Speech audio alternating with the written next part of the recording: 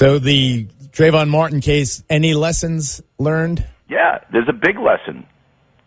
The lesson is that many white people are afraid of black people, particularly young black men.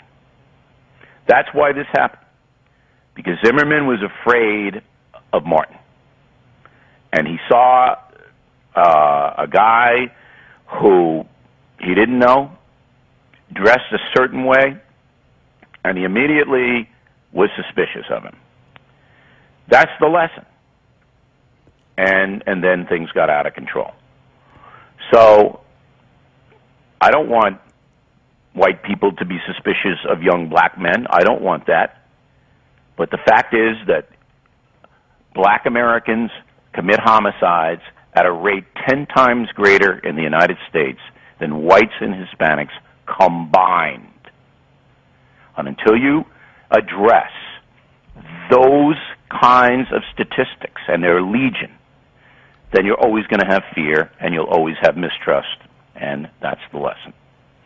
And so when a person listening, and, we have a very integrated, diverse audience, and they're hearing you, and I think that black people are going to feel that you're stereotyping them. I don't care. I'm dealing with reality. And the white folk are all virtuous? I don't care.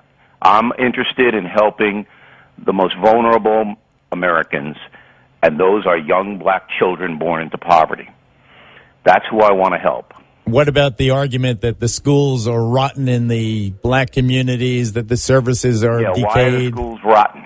Because of the school unions. Because they won't take steps to impose discipline in the school. Every public school student in America should wear a uniform. Why aren't they? There should be zero tolerance for any disruptions. There should be standards. And they're not. There are free fire zones all over the place. Just walk into one of these schools. I used to be a teacher, I know. So look, again, all I can do, I'm like Paul Revere. I can tell you what's happening. I can tell you why it's happening. But the African-American community, when it comes down to it, is going to have to do it themselves, because they're not going to get any help from the white power structure, and they're being sold out by the so-called civil rights industry.